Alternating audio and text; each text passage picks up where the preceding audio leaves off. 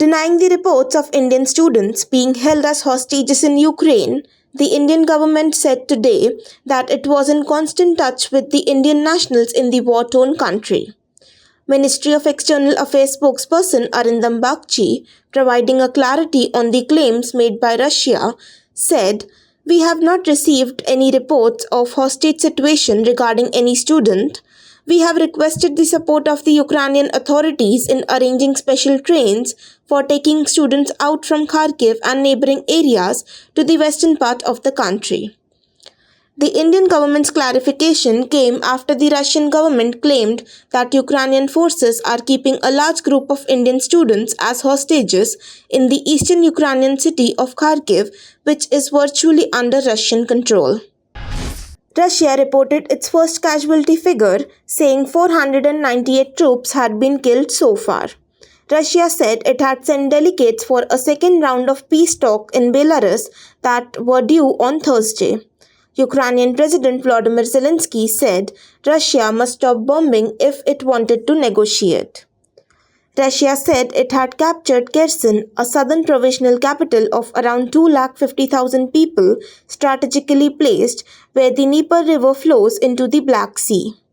Ukrainian President Volodymyr Zelensky's advisor Oleksiy denied Kherson was fully under Russia's control, saying the city has not fallen. Our side continues to defend. The state government has geared up the evacuation process of bringing 1,279 students of Uttar Pradesh trapped in Ukraine back to India. Out of these students, 161 students have brought back to the country. The remaining 1,118 students have been kept at safe places, and the process of their return is underway. In such odd circumstances, the central government has arranged 4 of its ministers to bring the students of UP as well as from the different states of the country back home safe.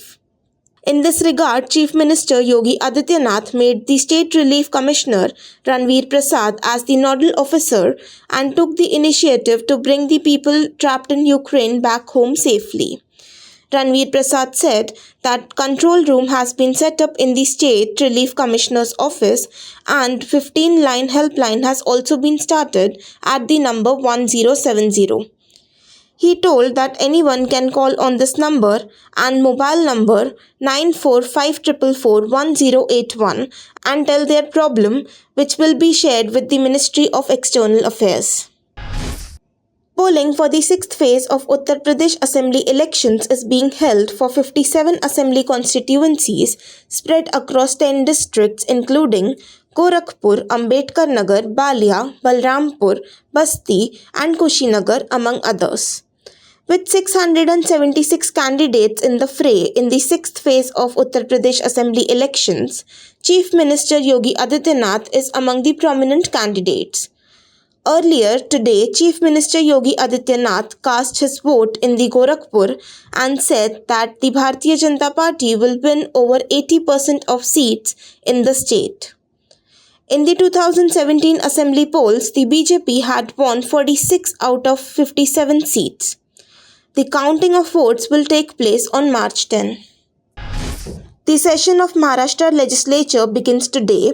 After the arrest of NCP leader Nawab Malik, the opposition is now continuously creating a ruckus about his resignation.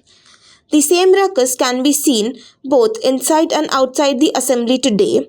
Chief Minister Uddhav Thackeray appeared aggressive on the opposition at the tea party organized by the government just a day before the session. Terming the BJP as child of snake, the Shiv Sena chief said, "We were feeding this snake child for 30 years. Now all this is going on." Shiv Sena and BJP were each other's allies for 30 years and used to fight elections together in Maharashtra. Chief Minister Thackeray said, "Every day someone gets up and starts taking the name of Dawood Ibrahim. If you have courage, then why don't you catch Dawood and bring him? They go to Pakistan and eat Nawaz Sharif's cake. Why don't they nab Dawood?"